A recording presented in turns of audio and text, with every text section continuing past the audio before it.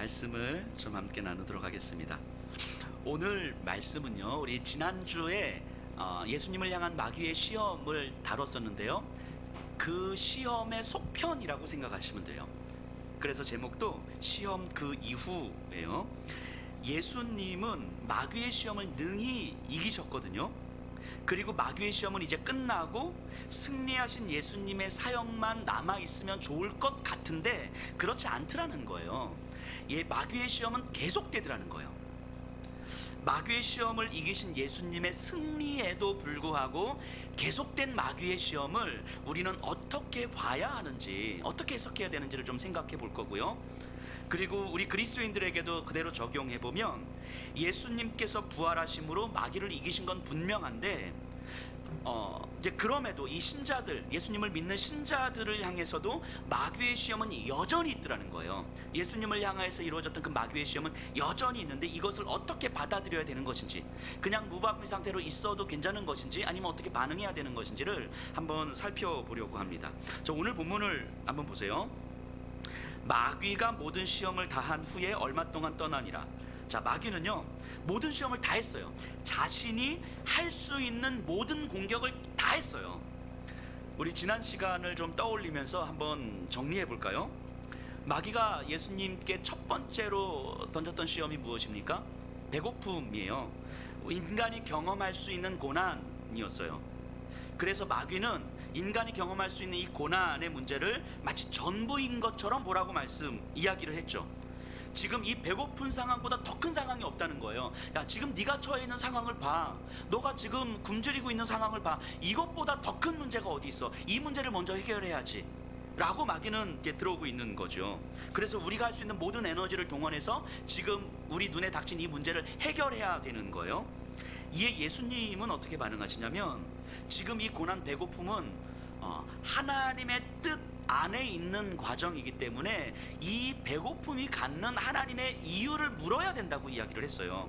그래서 하나님의 의미로 이 배고픔이 받아들여지면 나의 에너지는 이 배고픔을 해결하는 데 쓰는 것이 아니라 하나님의 일하심에 쏟으면 내 배고픔은 하나님께서 해결해 주실 것을 믿는 거죠. 이게 예수님의 반응이었어요. 즉, 마귀는 고난을 해결하라고 이야기하지만 예수님은 고난의 의미를 하나님 안에서 깨달아야 된다고 이야기하는 거예요. 즉, 신앙이라고 하는 건 고난이 없는 삶이 아니고 고난에 집중하지 않는 삶이라는 거예요. 이게 신앙이라는 거예요. 자, 두 번째 시험이 무엇이었습니까? 나에게 절하면 세상의 모든 부귀 영화 내가 다 줄게. 하나님이 없어도 세상에 권력과 힘과 돈이 있으면 되는 것 아니냐고 이야기를 하는 거죠. 이게 뿌리칠 수 없는 성공으로 우리를 유혹해 들어오는 거죠. 시험하고 있는 거예요. 우리의 삶은 굉장히 매력적인 어떤 조건들, 그래서 굳이 하나님이 아니어도 내가 이것을 취할 수 있다면 기꺼이 이것을 취할 수 있도록 길을 열어주는 거죠. 이게 마귀의 유혹이죠. 예수님이 이렇게 반응하시는 거죠. 아무리 매력적이고 아무리 권력과 돈이 있고 아무리 내 욕망을 충족시켜줄 수 있는 그것이 있다 할지라도 하나님이 없는 힘, 하나님이 없는 돈은 그저 안타까울 뿐인 것이고 아무런 의미가 없다고 이야기하는 거예요. 이 땅의 창조주요, 이 땅을 다스리시는 분이 하나님이신데 그 하나님과 상관없는 물질이라고 하는 것은 그저 바람에 지나는 안개와 같다고 이야기하는 거죠. 이게 두 번째 시험이었고요. 세 번째 시험이 뭡니까? 성전 꼭대기로 데리고 올라가서 여기서 뛰어내리면 하나님께서 너를 지키실 거라고 이야기해요. 성경까지 인용하면서. 자, 그러면 네가 하나님의 아들이라는 것을 사람들은 알게 될 테고, 그러면 너를 믿고 따르지 않겠냐는 거예요. 네가 이 땅에 온 이유가 하나님의 아들이라는 사실을 알게 하기 위해서 오신 거고, 그러면 사람들이 너를 하나님의 아들로 알면 되는 거 아니냐라는 거죠. 그래서 조금 더 하나님의 뜻을 이루기 위한 손쉬운 길을 제시하고 있는 거예요. 근데 예수님이 뭐라고 대답하십니까? 신앙의 지름길은 없다고 이야기하는 거예요. 십자가 없는 부활은 없고 고난 없는 영광은 없다고 말씀하시는 거예요. 하나님의 뜻이라는 말로 속이면 안 된다고 이야기하는 거예요. 정말 하나님의 뜻이 무엇인지를 알아가야 되는 거죠. 이렇게 생각해 보셔요. 예수님 믿는 사람들이 예수님 믿는다고 일부러 막 지질이 궁상 떨면서 살 필요가 없거든요.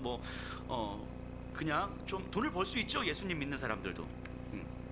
그런데 예수 믿으니까 이렇게 돈을 벌고 예수 믿으니까 이렇게 성공했어 라는 방식으로는 그리스도를 드러내는 것이 아니다라는 거예요. 그게 성전 꼭대기로 올라가는 거죠. 이게 마귀의 유혹이라는 거예요.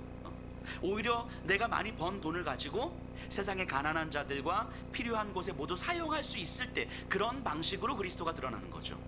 좀 마찬가지인 거예요. 돈이 없는 것이 이 세상에서는 위축될 수밖에 없는 상황인데, 적어도 우리 그리스도인들은 돈이 없는 상황에서도 불구하고 결코 위축되지 않으며 오히려 더 찬란한 눈빛과 얼굴로 살아가더라는 거예요.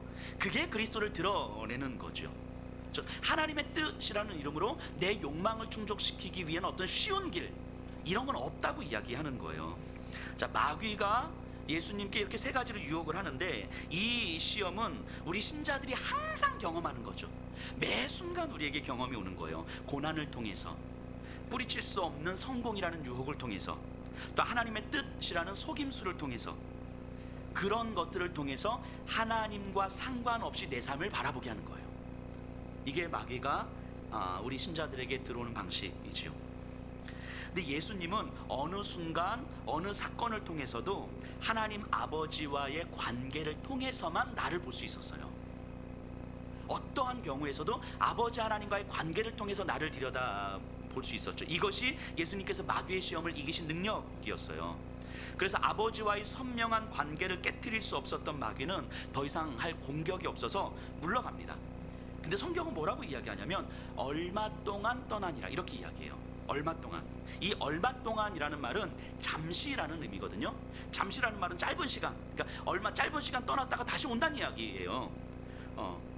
그러니까 예수님은 마귀의 시험을 승리하셨지만 마귀는 또다시 예수님을 흔들 거라고 이야기하는 거예요. 실제로 누가복음이 전개되면서 곳곳에서 마귀는 예수님께 다시 도전합니다. 급기야는 어떻게까지 도전합니까? 십자가로 인해서 예수님을 뒤흔들어 버리죠, 마귀는. 또 누가복음의 속편인 사도행전에서도 마찬가지예요. 이 사도들과 신자들을 향해서 마귀는 끊임없이 공격해오고 끊임없이 유혹하고 끊임없이 시험합니다. 그리고 수많은 사람들이 무너지고 넘어져요. 누가가 이 얼마 동안이라는 표현을 통해서 하고 싶었던 이야기가 뭐였을까 한번 고민해 봐야 돼요. 예수님께서 시험에서 승리하셨으므로 끝, 이게 아니다라는 거예요. 실제로 당시 이방인들 끊임없이 박해와 핍박과 빈곤과 여러 사회적 갈등 속에 노출될 수밖에 없는 그리스도인들에게 너희가 예수 믿고 천국 백성이 되었다고 해서 삶이 끝, 이게 아니다라는 얘기를 하고 싶은 거겠죠.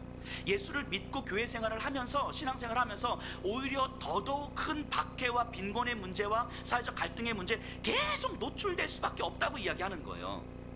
그러니까 예수를 믿은 이후에 우리의 삶이라는 건 끊임없는 마귀의 유혹과 시험 앞에 노출될 수밖에 없는 삶이다. 예수 믿었다고 해서 끝, 내가 천국 백성 됐다고 해서 끝, 하나님 나를 사랑하시고 하나님 나를 구원하시니까 끝, 이렇게 생각하면 큰 오산이다라는 이야기를 하고 싶은 거겠죠.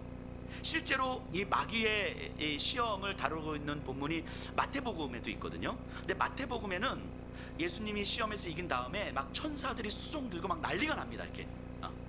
이러고 끝나요.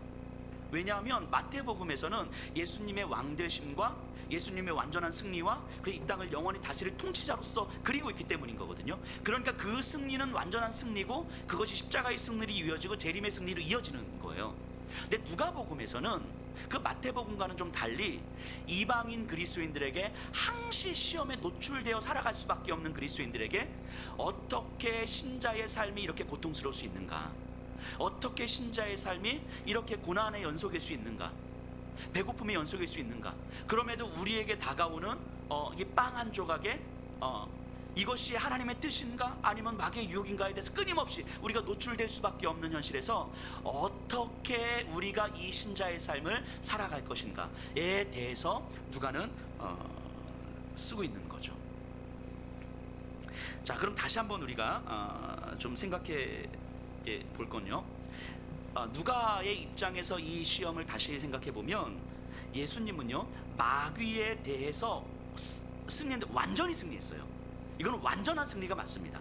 하지만 그 승리가 완성된 건 아니죠. 이 차이를 우리가 좀 이해를 하셔야 돼요. 마귀에 대해서는 완전하게 승리하셨지만 아직 완성된 건 아니죠. 창조를 생각해 보세요. 하나님이 첫째 날 창조를 하셨어요. 이 창조는 완전한 창조가 맞아요. 불완전하지 않습니다. 하지만 창조가 완성된 건 아니죠. 여섯째 날까지 가야 되니까 창조가. 셋째 날, 넷째 날, 다섯째 날 다 마찬가지입니다. 그 창조는 완전한 창조가 맞는데 아직 창조가 완성된 건 아니죠. 인간이 창조되어야 창조가 완성되는 거잖아요. 그러니까 이 이해를 좀 하셔야 돼요. 완성되지 않았다는 의미가 하나님의 불완전함을 이야기하는 것이 아니라 하나님의 일이 다 이루어지지 않았다는 걸 의미하는 거예요. 하나님은 완전하신 분이지만 그 완전하신 하나님께서 아직 하나님의 일을 다 이루지 않은 상태이신 거죠. 자, 그럼 예수님의 시험도 마찬가지예요. 마귀에게 완전히 승리하셨어요. 하지만 하나님의 일은 아직 다 이루어지지 않은 거예요. 그래서 완전한 승리였지만 마귀는 아직 물러가지 않았고 하나님의 일은 여전히 이루어져 가야만 했죠. 자, 하나님의 일이라는 게 뭡니까? 하나님의 일이 뭐예요? 하나님과 멀어진 이 세상이 하나님과 온전히 회복되는 거잖아요. 하나님을 알지 못하는 사람들이 하나님을 주로 고백하며 예배하는 거잖아요.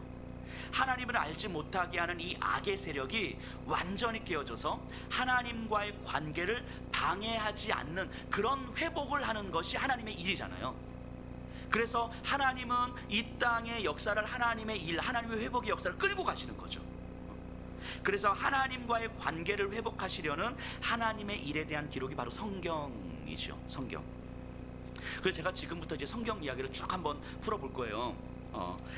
지금부터 제가 하는 이야기는 아마 이 자리에 계신 분들이 신앙을 이제 막 시작하셨을 때, 신앙 1년차 때 다 배우셨던 내용들일 것 같아요. 한번 잘 돌아보시면서 내가 초신자다 하는 마음을 가지고 한번 생각해 보세요. 자, 성경의 뼈대를 이렇게 만든다면 그게 한 6개로 만들어 볼 수 있을 것 같아요. 창조, 타락, 성육신, 십자가의 죽음, 부활, 재림. 이게 이제 성경의 6뼈대죠. 창조, 타락, 성육신, 십자가의 죽음, 부활, 재림. 여기에 이제 살을 붙이면 성경의 스토리가 되는 거고 기독교 신앙의 기초가 되는 거예요. 자, 한번 그 살을 한번 붙여볼게요. 자, 이 땅을 창조한 하나님은 하나님이 없이도 살 수 있다는 인간들과 다시 회복하시고자 했어요. 그래서 하나님의 일을 함께 감당할 이스라엘 민족을 부르셨죠. 그들을 통해서 하나님을 알지 못하는 세상이 하나님과 회복되어야 했기 때문이에요. 그렇기 때문에 이스라엘 민족은 하나님 없이 사는 삶은 그 자체로 절망이요 생명 없는 죽음이라는 것을 먼저 깨달은 자들이죠. 이스라엘 민족은. 그래서 아직 하나님 없이 살아가는 저 세계 열방을 바라보면서 이 진리를 전하기 위해서 부름을 받은 거예요. 그들은 그래서 자신의 배를 채우기 위한 삶이 아니라 세상에 하나님의 통치와 사랑을 드러내기 위해 살았어야 했어요. 그것이 저들의 존재 이유였죠. 하지만 그들은 하나님의 일하심을 몰랐고 그래서 자신들의 삶의 이유를 깨닫지 못했어요. 결국 하나님은 이스라엘 민족의 실패를 대신하기 위해서 그리고 다시는 그 실패를 반복하지 않기 위해서 하나님이신 그 아들 예수를 인간의 몸으로 보내셔서 이스라엘 민족이 원래 감당했어야 할 사명을 감당하게 하셨죠. 이 세계 열방이 하나님과 온전히 회복되는 그 사역을. 그 죄와의 싸움에서 이겨야만 죄의 세력 아래에 있는 세상과 하나님이 회복될 수 있으니까. 그래서 죄의 지배 아래 놓고 있는 이 마귀의 시험을 예수님은 몸소 당하신 거예요. 몸소 받으신 거예요. 어떻게 마귀가 세상으로 하여금 하나님과 관계를 단절시키고 하나님을 알지 못하게 하는가? 그 3가지 방법을 예수님은 친히 몸소 당하시고 그리고 그 시험을 어떻게 이기셨는지를 보여주셨어요. 그런데 그렇다고 해서 세상이 아직 하나님과 다 회복된 건 아니잖아요. 예수님은 세상에 처한 영적인 현실과 그리고 승리의 방향을 제시했을 뿐이지 세상은 여전히 죄의 지배 아래 살고 있기 때문인 거죠. 죄의 권세를 완전히 깨트리시기 위해서는 죄의 심장부 안으로 들어가서 마귀가 할 수 있는 최선의 공격을 무력화시키는 방법이어야 됐어요. 그래서 예수님은 십자가에서 죽으신 거잖아요. 마귀가 할 수 있는 최선의 공격이 십자가로 몰고 가서 십자가에서 죽이신 거 아닙니까? 그런데 하나님은 죽으신 예수님을 다시 살리심으로 죄의 최선의 공격이 사실 아무런 의미가 없었다는 사실을 보여주신 거죠. 증명하신 거예요. 그리고 이제 부활하신 예수님을 믿으면, 이제 우리가 그 부활하신 예수님을 믿으면 죄의 세력이 아무리 우리를 하나님으로부터 단절시키려고 해도 이미 십자가와 부활로 끝장난 죄의 권세가 우리를 하나님의 사랑에서 끊을 수 없다는 것이 믿어지는 거예요. 더 이상 우리는 죄의 권세 아래 있지 아니하고 성령의 권세 아래, 생명의 권세 아래 있음이 믿어지는 거죠. 이게 이제 우리가 이제 신자가 되고 그리스도인이 된 거잖아요. 구원을 받았다라고 이야기하는 거잖아요. 그래서 우리가 지금 이 자리에 있는 거죠. 근데 여기서 끝나면 안 되는 거예요. 그런데 그렇다고 해서 우리가 아무리 예수님을 믿고 우리가 아무리 교회 공동체로 모여 있다고 해서, 그렇다고 해서 악의 세력이 완전히 끝장난 건 아니더라는 거예요. 악의 세력은 여전히 이 세상 한가운데 남아있고, 세상은 아직까지 하나님을 알지 못하고 오히려 죄의 지배 아래에서 하나님 없이 얼마든지 살 수 있다고 이야기하고 있는 거예요. 심지어는 이 불신의 세상이 신자들을 불신의 세상으로 계속 끌어들이고 있는 거죠. 마귀가 예수님을 유혹했던 그 세 가지 방식으로, 고난을 통해서, 뿌리칠 수 없는 성공이라는 유혹을 통해서, 하나님의 뜻이라는 속임수를 통해서 이 신자들을 끊임없이 무너뜨리고 끊임없이 불신의 세상으로 끌고 오고 있다는 거예요. 그렇기 때문에 여전히 죄와의 싸움은 남아있는 거예요. 그리고 이 싸움을 끝내기 위해서 하나님은 예수님을 다시 이 땅에 보내실 거예요. 이 세상의 악의 권세를 모두 깨뜨리시고 하나님과의 완전한 관계를, 완전한 회복을 성취하실 거예요. 이게 재림이고 최후의 심판이죠. 이게 성경의 스토리예요. 이것을 믿는 것이 기독교 신앙이에요. 이 스토리를 믿는 것이, 이것이 진짜라는 사실을 믿는 것이, 그리고 그것을 믿는 사람들이 그리스도인이에요. 그런데 이제 문제는 이제 여기서부터 발생하는데, 여기서부터 이제 우리에게 오해가 좀 생겨요. 자, 지금 우리의 시기를 한번 보세요. 예수님은 부활 승천하셨고 아직 다시 오시기 전이에요. 지금 이 과정을 우리가 지금 경험하고 있잖아요. 이 과정은 여전히 죄의 세력이 있고 죄의 세력 안에 사람들은 존재하고 있어요. 이 세상에 악의 세력은 여전히 존재하고 있는 거죠. 그리고 하나님은 완전히 재림을 통해서 완전한 회복을 이루시기까지 죄의 세력 아래 있는 자들이 하나님과 회복되기를 기다리는 시간이죠, 지금은.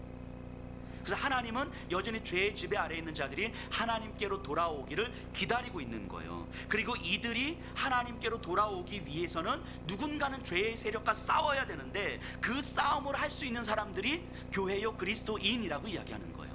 그래서 우리가 그리스도인들은 여전히 죄의 지배 아래 있는 사람들과의 관계를 회복하시려는 하나님의 일을 볼 수 있는 사람이에요. 이게 그리스도인이죠.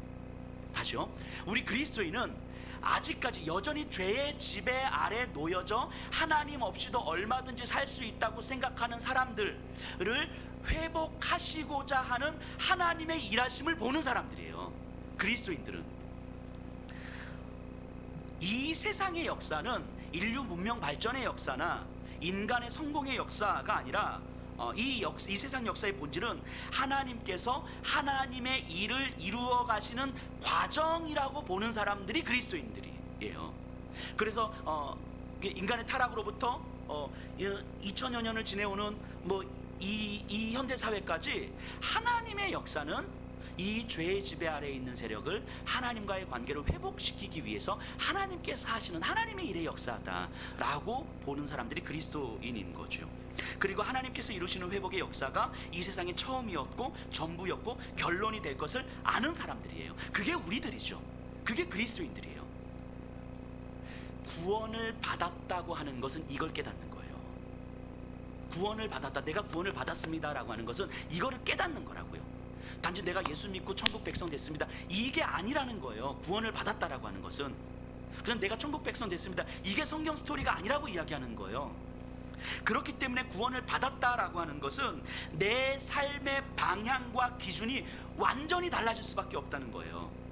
내가 바라보는 시선이 다른 거잖아요. 인류 문명의 발전의 역사로 보던 것에서, 인간의 성공의 역사로 보던 것에서, 내 삶의 성공 스토리로, 내 삶의 안정적 스토리로, 내 자아 실현의 스토리로 보던 내 삶과 인류의 역사를 하나님의 일의 회복의 역사로 바라볼 수 있게 된 거잖아요. 이 세상을, 내 삶을 바라보는 시선이 완전히 바뀐 거잖아요. 구원을 받았다라고 하는 것은. 그렇기 때문에 구원을 받았다라고 하는 것은 삶의 기준과 방향이 완전히 달라질 수밖에 없다는 것을 보여주는 거예요. 나를 하나님의 사랑의 관계 안에서 회복시키고 하나님의 일에 부르심, 하나님의 일로 초청하시기 위해서 하나님은 예수님을 십자가의 자리로 몰고 가셨고, 거기서 부활을 이루셔서 나를 향한 하나님의 사랑과 하나님의 일을 완전히 이루셨던 것처럼, 하나님은 지금 이 시대에 있는 교회와 그리스도인들을 죄와의 싸움의 자리인 십자가로 몰고 가시고, 그리고 하나님만의 방식으로 살려내심으로써 세상과 하나님의 관계를 회복시켜 가신다는 것을 깨닫는 거예요. 이게 그렇게 하면 좋다 안 좋다의 문제가 아니라 그리스도인은 그런 사람이라는 거예요. 그리스도인은.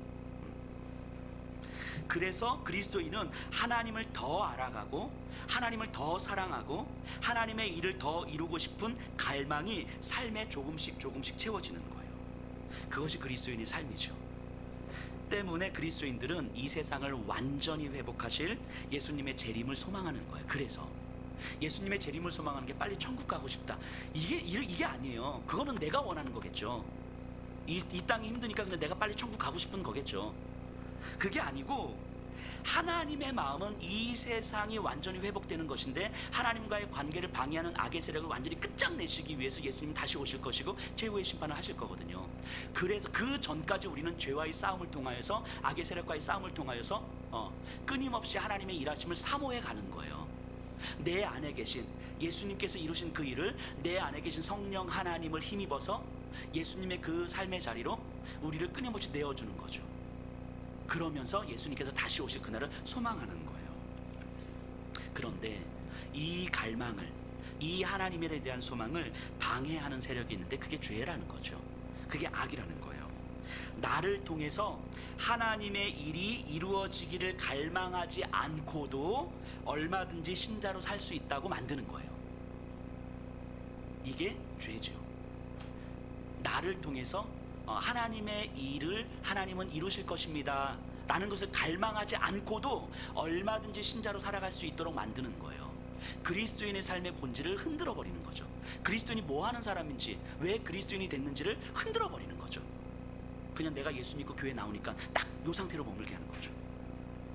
내 신앙만 잘 지키면 되지, 무슨 사명이고 무슨 세상을 향한 사랑이야 라고 만드는 거예요. 내 일상이 하나님과 상관없이도 살 수 있다고 만드는 거예요. 그런데 이 유혹에 넘어가면 크게 힘들지 않을 수도 있을 것 같아요. 크게 하나님의 일을 갈망하지 않는 삶을 살면 조금은 더 편하게 살 수도 있을 것 같아요. 내 일상을 하나님과 상관없이 살면 불편하지 않게 살 수 있을 것 같아요. 하지만 내 안에 계신 예수 그리스도의 그 생명이, 나를 향한 하나님의 사랑이 하나님의 일을 갈망하지 않고 살아가려는 나 자신을 다시 보게 하고, 그리고 하나님과 상관없이 살아가려는 나 자신을 발견하고는 소스라치게 놀라게 하는 거잖아요. 이게 기독교의 복음이에요. 이게 신앙이에요. 그리고 지금 제가 여기까지 말씀드린 내용은 아마 신앙 1년차 때 다 배우셨던 내용일 거예요. 이게 신앙의 기초죠. 기독교의 가장 기초죠. 이 전제 위에서 기독교 신앙은 만들어지는 거잖아요. 이게 기독교 신앙의 틀이잖아요. 다 배우셨죠? 이거는 신앙 1년차 때 이미 다 띄신 거잖아요. 이게 기독교 복음이고, 이 기독교 복음이 우리의 삶에서 실질적으로 조금씩 경험이 되면서 내 안에 단단해지고 성장해 가는 거예요.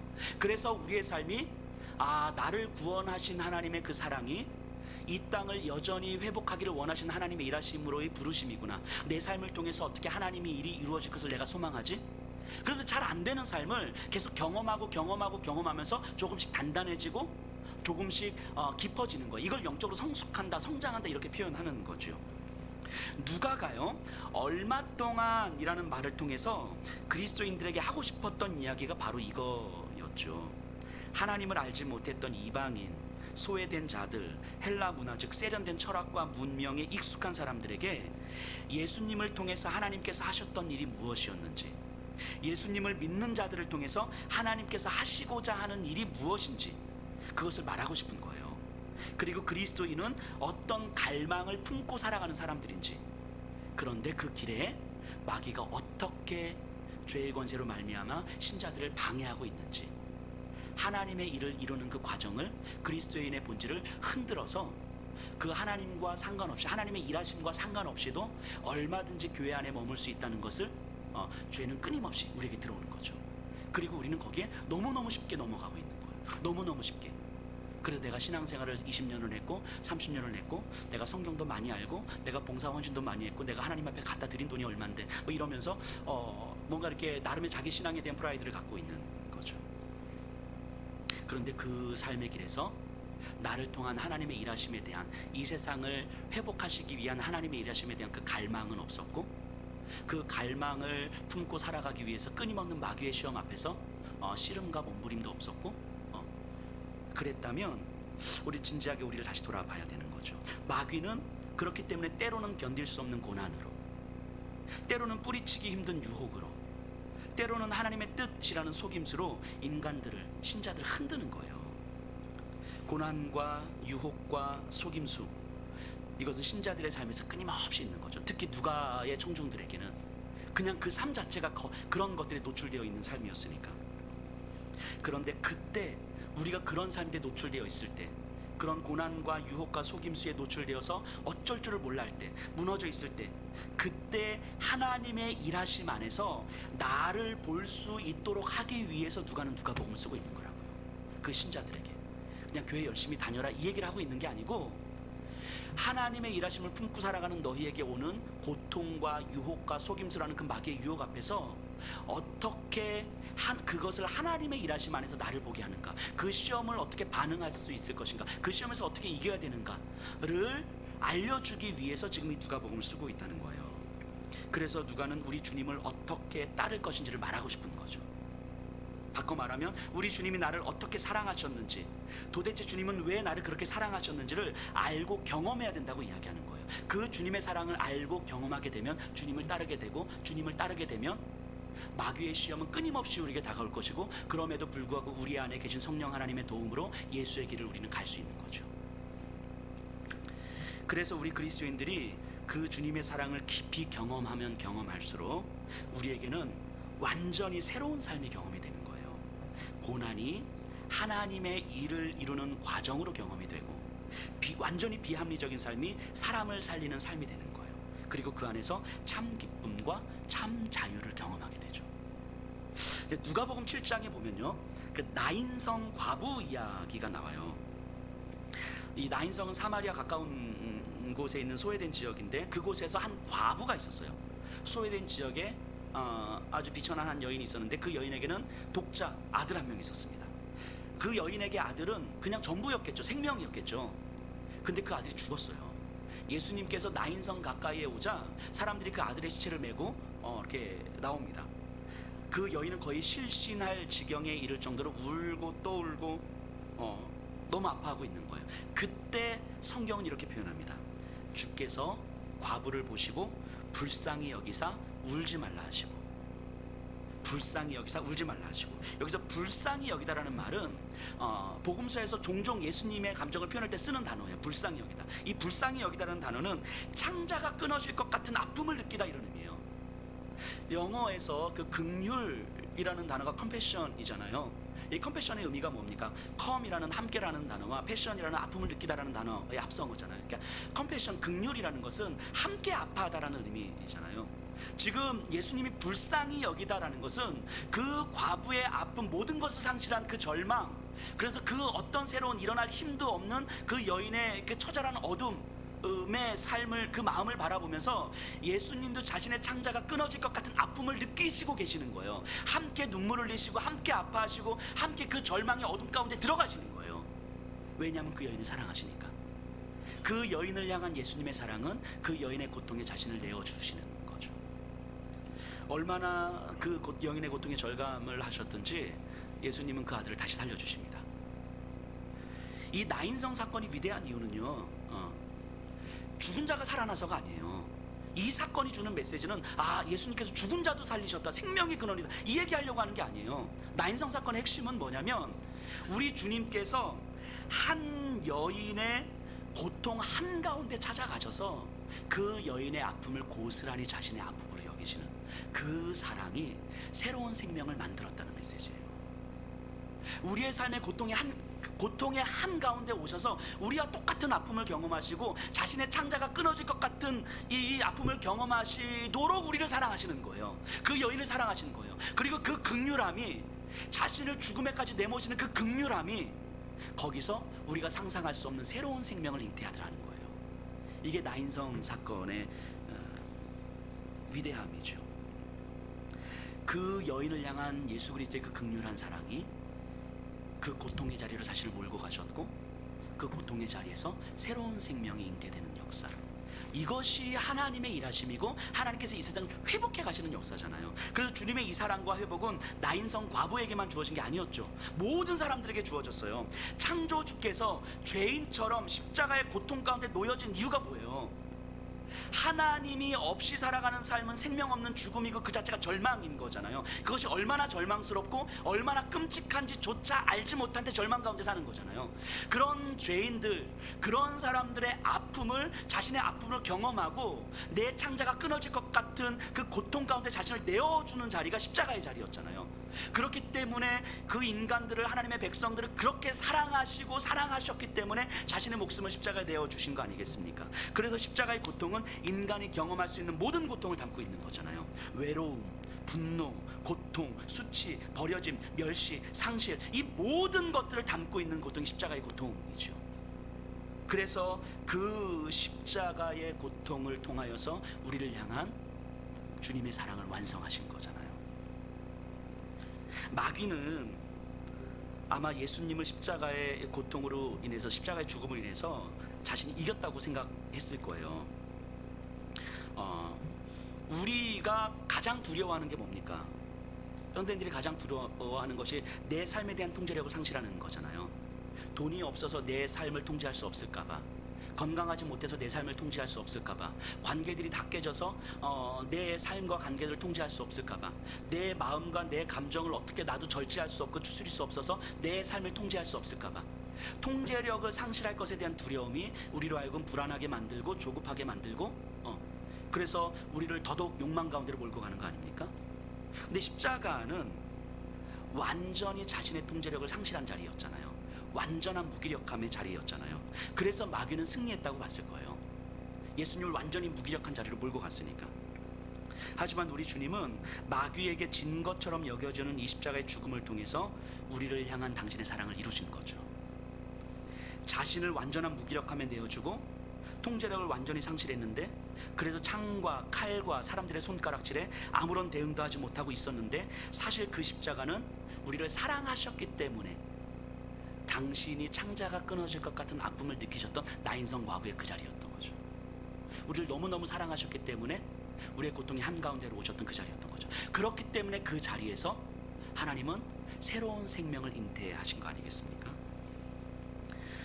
그렇기 때문에 세상은 십자가를 손가락질하고 십자가를 외면하고 십자가를 철저히 부정하지만, 그 절망의 십자가에서 나를 향한 하나님의 사랑이 완성되었다는 것을 볼 수 있는 사람들이 그리스도인이고, 그 무기력한 십자가 안에서 이 세상을 다스릴 완전한 하나님의 통치의 능력이 있다는 것을 볼 수 있는 사람들이 그리스도인이기 때문에, 세상은 손가락질하는 십자가이지만 우리 그리스도인들은 십자가 앞에 무릎 꿇는 거예요.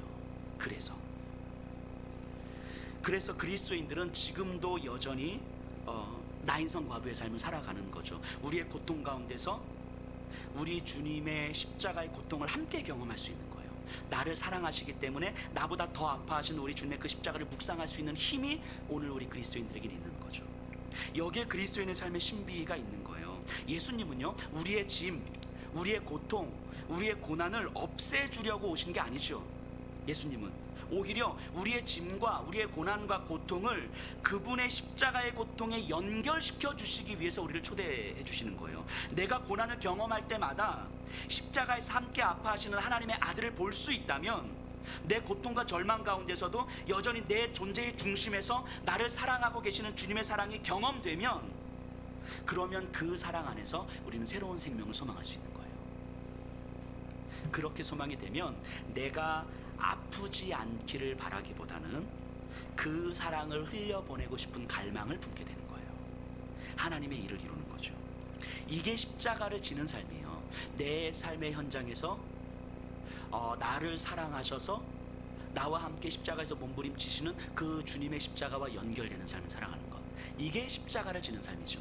그 십자가를 진다는 것은 사서 고생하는 게 아니에요. 일부러 고통 가운데 나를 내어주는 게 아니에요. 또 한편으로는 고통을 무시하거나 부정하면서 마치 의연하고 내가 거룩한 것처럼 그렇게 살아가는 게 아니에요. 현실의 고통과 현실의 문제를 통해서 주님의 십자가를 보는 거예요. 왜냐하면 우리 주님의 십자가는 내 고통을 바라보시면서 나를 사랑하시기 때문에 나만큼 아파하시는 주님의 현실이기 때문인 거죠. 그래서 내 현실의 고통 안에서 주님의 몸부림을 보게 되는 거예요. 그게 십자가를 지는 거예요. 그래서 그 고통은 하나님의 일을 이루는 경험이 되는 거예요. 내 고통이 예수님의 주님의 십자가의 고통과 연결이 되면 내 고통은 하나님의 일을 이루는 경험이 되는 거예요. 끊이지 않는 마귀의 시험이 오히려 우리로 하여금 주님을 더욱더 선명히 알고 따르게 되는 과정으로 받아들여지는 거죠. 그래서 시험은 우리에게 십자가를 주는 것이고, 그 십자가는 우리로 하여금 하나님의 일을 이루게 하시는 거죠. 이게 누가복음을 통해서 신자들에게 하고 싶었던 이야기일 것 같아요. 이 얼마 동안이라는 말을 통해서. 그리고 지금 우리에게도 이 얼마 동안이라는 시간이 주어지는 거잖아요. 그렇기 때문에 끊임없이 지금은 내가 은혜를 받고 있지만, 그래서 얼마 동안은, 1시간 동안은, 2시간 동안은 내가 은혜 아래 있는 것 같지만 여전히 마귀는 또 찾아오더라는 거예요. 여전히 우리를 또 시험하더라는 거예요. 우리를 또 무너뜨리다 하는 거예요. 우리의 삶에서 끊임없이 얼마 동안은 계속 있는 거죠. 내가 은혜를 받았다고 해서 안전할 수 있는 게 아니란 말이죠. 은혜를 받았다고 해서 내 삶이 끝이 아니란 말이죠.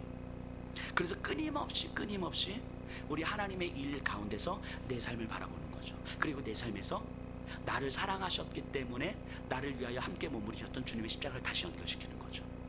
그래서 내 삶의 고통은 하나님의 일을 이루는 과정이 되는 거예요. 오늘 설교를 준비하면서 제가 한 2가지 경험이 생각이 났어요. 예전에도 말씀드린 기억이 있는데, 먼저 제가 북한 선교를 하면서 경험했던 일이에요. 제 인생에서 굉장히 창피했던 시간이었어요. 그렇게 창피했던 시간이 없었을 것 같아요.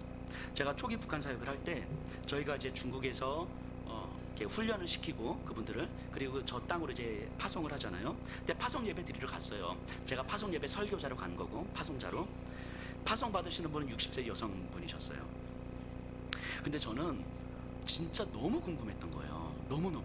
뭐가 궁금했냐면, 이분이 이제 중국에 와서 예수님을 믿고 영접했잖아요.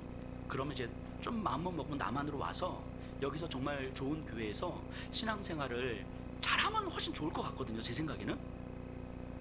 근데 왜 이분은 남한으로 올 생각을 안 하시고 다시 저 땅으로 가려고 하실까? 그것도 성경을 들고 가는 거잖아요. 목숨을 걸고 가시는 거잖아요.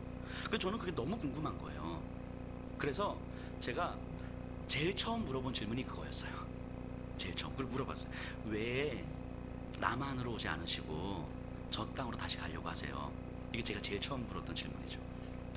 그 질문을 듣고 저를 바라보는 그분의 표정이 아우 생생해요. 굉장히 어떤 표정이냐면, 그게 질문이야? 라는 표정으로 저를 바라보는 거야. 그게 목사가 할 수 있는 질문이야? 근데 저는 진짜 궁금했거든요, 그게.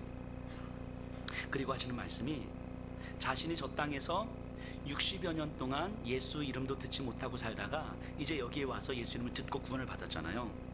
그런데 예수님을 믿고 나니까 저 땅에서 60년의 시간이 너무 억울한 거예요. 너무너무 억울한 거예요.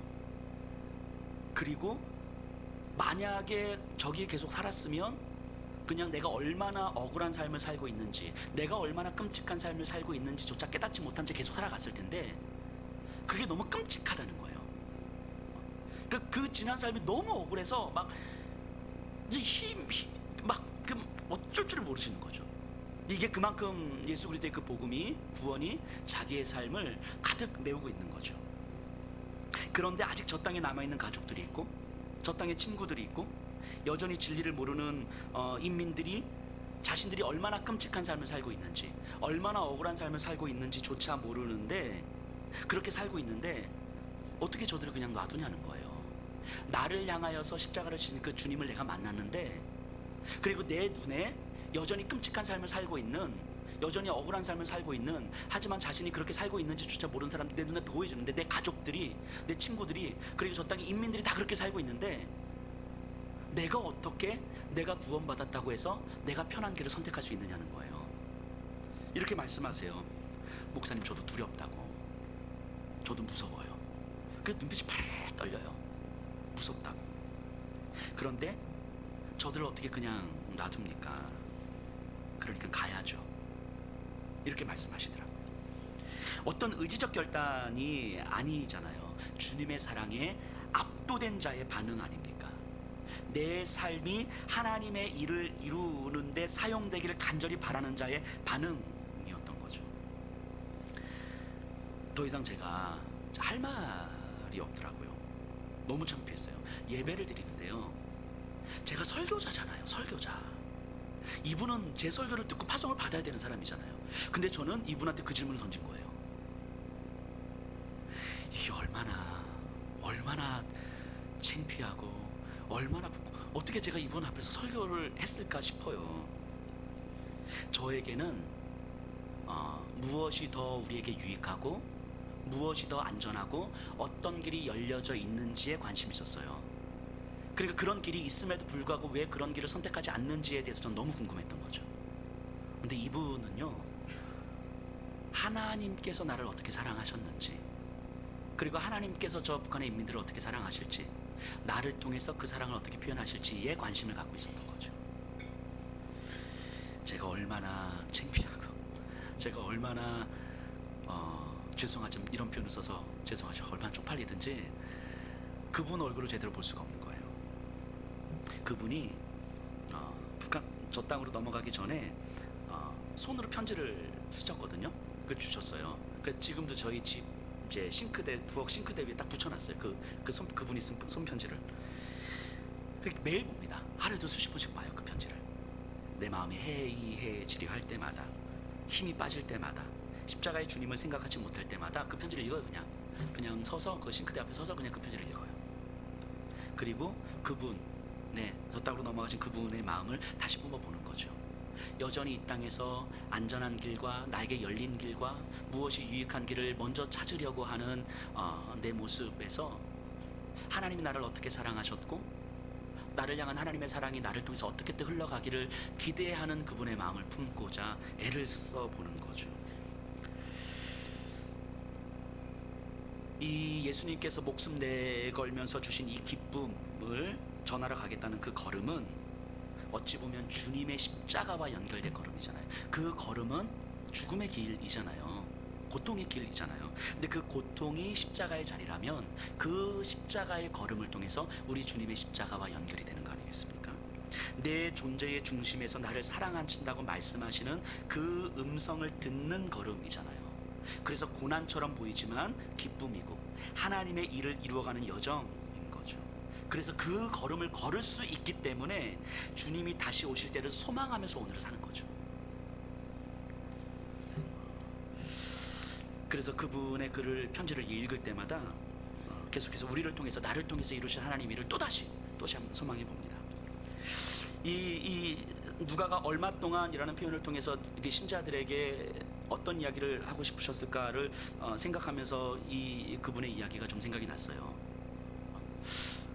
우리로 하여금 큰 거창한 일을 하라는 게 아니에요. 선교지 가라, 북한 이런 얘기를 하는 게 아니에요. 우리의 삶의 여정 속에서, 우리의 가정이든 직장이든 학교든 어디서든 우리를 통해서 허락하실 그 하나님의 일하심을 소망하고 기대하는 거죠.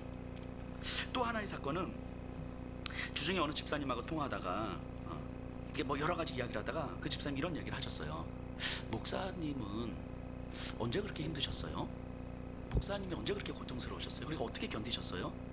이 질문을 하셨어요. 그래서 제가 그 질문에 이제 이렇게 대답을 하고 이제 나눔을 하면서 여러 생각을 하게 됐어요. 이렇게 여러 가지 많은 일들이 있었던 것 같아요. 제 인생에서도 경제적인 어려움도 있었고, 가정의 어려움도 있었고, 관계의 어려움도 있었고, 또 목회하면서도 여러 가지 어려움들이 있었는데, 그때 문득 생각났던 게 이 일이었어요. 이것도 제가 한번 말씀드린 기억이 나요. 예전에 제가 사역할 때 일이었었는데, 어떤 남자 집사님이 저한테 이제 막 욕을 하신 적이 있었거든요. 막 쌍욕을 하신 적이 있어요. 이유 없이. 그러니까 다른 성도님들과의 관계에서 이분이 화가 나셨는데, 그 마음의 분노를 이게 풀지 못하는 거예요. 이기지 못하시는 거예요. 그래서 이게 어떻게 할지 모르는데 그분에게 뭐라고 하셨던 그분들이 제 담당 교구였어요. 그래서 그 담당 교구 목사인 저한테 이게 불똥이 튄 거야. 그러면서 진짜 저한테 분노를 이제 폭발시킨 거죠. 막 진짜 한 1시간 넘게 1시간 반 정도를 이렇게 막 쌍욕을 하시더라고요. 야 이 개, 야 이씨, 너 같은 새끼가 목사라니까 성도들이 이따위 아니야. 막 이러면서 진짜 이렇게 막 소리를 지르시는 거예요. 막 욕을 하시고 막 그러면서 성도들이 이 모양 이 꼴인 이유가 이 교회가 이게 교회냐 이게 성도냐 이게 그리스도 이게 다 너 때문이다 뭐 이러면서 막 이게 막 1시간 넘게 이렇게 말씀을 하신 거예요. 이렇게. 그래서 제가 죄송합니다. 제가 잘 가르치겠습니다 하고 1시간 넘게 그 쌍욕을 듣고 나왔어요. 제가. 그런데 마음이 진정이 안 되는 거예요. 제 안에서 마음이 진정이 안 돼서 교회를 갔어요. 교회 가서 이제 기도를 하는데 억울한 거예요. 제 안에서 하나님 이게 아니라 억울해 죽을 것 같은 거예요. 속에서 이제 참을 수 없는 분노와 이 억울함이 막 이렇게 솟구쳐 올라오는데 하나님 앞에 하나님 저 억울하다고, 내가 저분을 위해서 기도를 많이 했는데 이게 그 결과냐고. 그러면서 하나님 앞에 막 막말도 했어요. 하나님 영혼을 위해서 기도하면 뭐하냐고. 이 기도를 안 했으면 덜 억울하기라도 하지. 기도를 해서 이 더 억울해지고 있다고 지금. 내 이제부터 기도 안 할 거라고. 나에게 준 성도 내 기도 안 할 거라고 이제 막 하나님 앞에 막 이 억울함을 이렇게 표현했어요. 그리고 이제 조금 시간이 지났는데 이제 그분과 이제 교회에서 계속 마주치잖아요. 뭐 겉으로는 별일 없이 이렇게 지내는데 제 안에서는 계속해서 이게 사그러지지 않는 거예요. 그분을 위해서 기도가 안 되는 걸 넘어서 기도를 하고 싶지 않은 거예요. 그냥 생각을 하고 싶지 않은 거예요. 근데 처음에는 그럴 수 있다고 생각을 했어요. 목사도 인간인데 여기서 어떻게 다 품 내가 예수야? 뭐 이렇게 어떻게 다 해. 그래서 한 3개월 이렇게 이해했어요. 그럴 수 있다는 생각이 들죠. 근데 이제 4개월이 지나고 5개월이 지나도 생각하면 감정이 막 치솟아 올라오는 거예요. 막 혼자서. 그 기도하고 싶지가 않은 거예요. 이게 시간이 지나면 이제 기도를 못 하더라도 하나님, 내 안에 이렇게 기도하고 싶지 않은 이 미움도 있고 분노도 있고 이 마음이 참 불편하다고, 하나님 이 마음을 어떻게 해결해 주세요 라는 기도라도 해야 되는 거잖아요. 근데 이런 기도조차 하고 싶지 않은 거예요. 아니 생각조차 하고 싶지 않은 거예요. 하나님이 혹시라도 내 마음을 만져서 저분을 위해서 기도하면 어떻게 해? 난 억울해 죽을 것 같은 거죠. 그럼 그래서 하나님이 내 마음을 만지시면 안 되는 거거든요. 지금은 6개월 7개월이 지나도록 여전히 똑같은 거예요. 8개월 9개월. 근데 전 목사잖아요. 제가. 그분은 어쨌든 하나님께서 보내주신 성도잖아요. 성도가 아무리 미워도 그러면 안 되는 거잖아요. 초반은 그럴 수 있다. 이미 7개월이 넘어가고 있는데 아무리 미워도 이게 생각조차 하고 싶지 않고 이 감정이 사그러들지 않고 이 감정을 가지고 하나님 앞에 내가 씨름조차 할 생각을 안 하고 있는, 이게 안 되는 거잖아요. 적어도 이 목사가 아니었으면 더 좋았을 텐데, 그래서 목사를 안 해야 되나 하는 그게 목회자로서의 어떤 자괴감과 절망도 들어오는 거예요. 그러면서 야 도대체 뭐 하는 거냐, 너 도대체 네가 목사 맞아? 도대체 너 뭐야? 이런 마음이 훅 들어오는 거예요. 목회자로서의 어떤 절망감이 들어오는 거죠. 그런데도 하고 싶지 않아요. 야 인간이 독해요 진짜. 그런데도 이게 품고 싶지 않아요. 생각하고 싶지 않아요. 차라리 목회를 안 했으면 안 했지 안 되겠는 거예요.